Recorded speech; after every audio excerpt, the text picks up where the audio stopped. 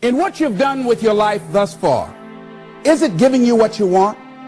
Is it giving you what you want? When you look toward the future, when you look at all that's going on out here, is there some place within yourself you say, hey, I know I need to be out there in that arena. I know I can do more than what I've been doing. I know there's some great music that I have within me that I haven't brought out here yet.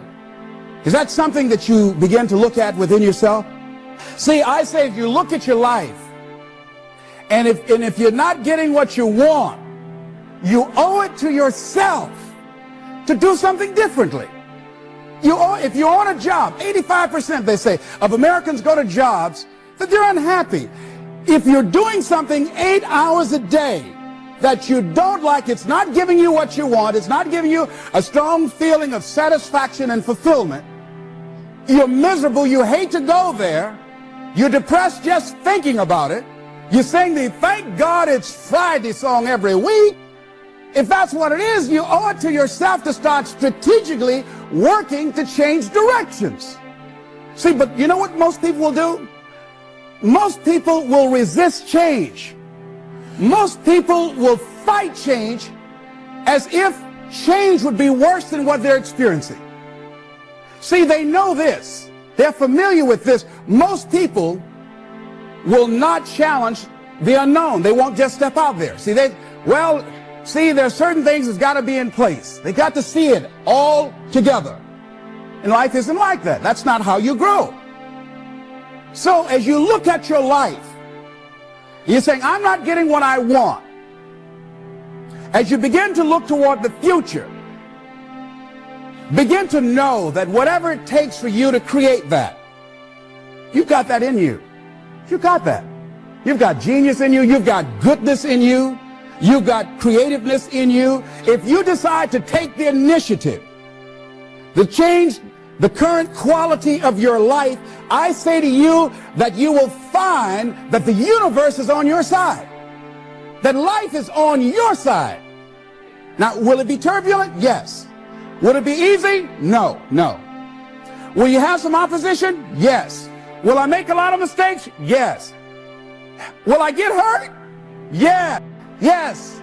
See, a lot of people won't try anything different in life because they don't want to get hurt.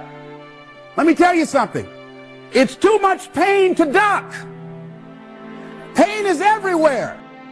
You can hide under here. It will come where you are. It's everywhere. Viktor Frankl calls it unavoidable suffering. You can't duck it.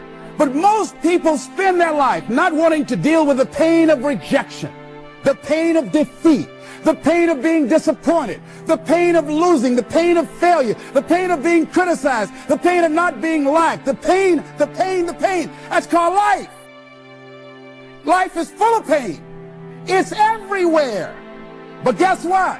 There's no gain without pain, because it's the pain of regret that you experience. If I had it to do over again, that's a pain. Don't you know that's something? When you know, I was in a seminar once and this lady stood up. If I had my life to live over again, she talked about all of the things that she would do. And you can feel the pain of regret in her voice. The pain of regret.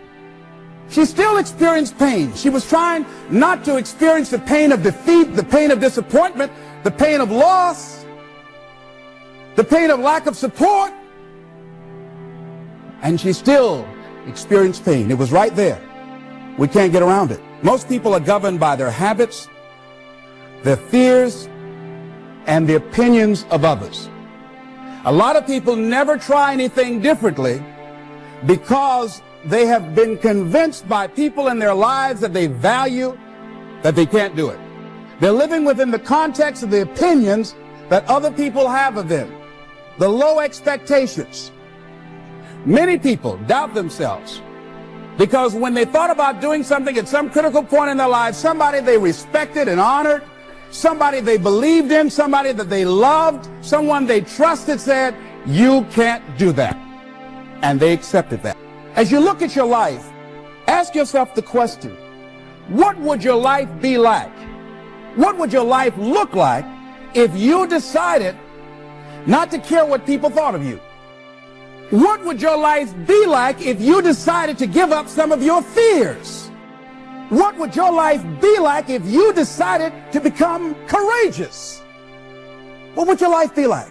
If you decided to act on your dream, if you did what you felt in your heart. You know what courageous means? Tom Ruskin and Randy Reed said, they said that courage comes from a French word which means of the heart. But how does it feel to you? He says it's courage, you know, it takes courage to live. Says most people go through life not allowing themselves to step out because they don't want to let go. They don't want to be blown around. They don't want to be moved.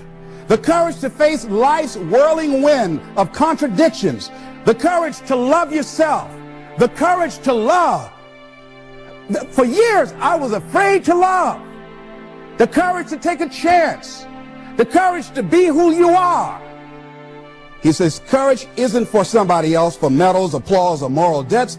Courage is what at that moment feels most right for you.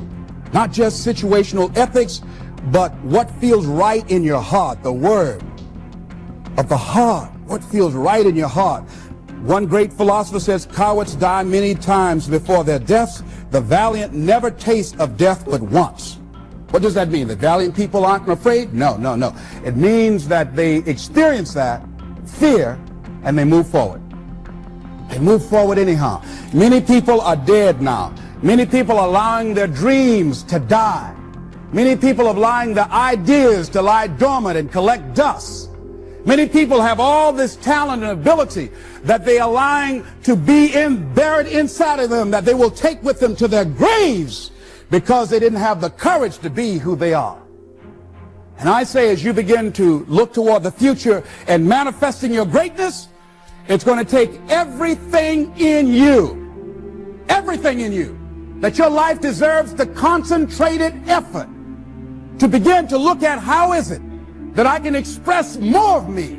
How is it that I can bring my ideas out here now? How is it? And start living with a sense of urgency, because you're here today, you're gone today. Life is unpredictable. It's uncertain. There are no guarantees. No guarantees out here at all. So holding back, what are you waiting on? Ask yourself, what's the benefit of your waiting? What's the benefit of your not living your dream? What's the benefit of not listening to yourself?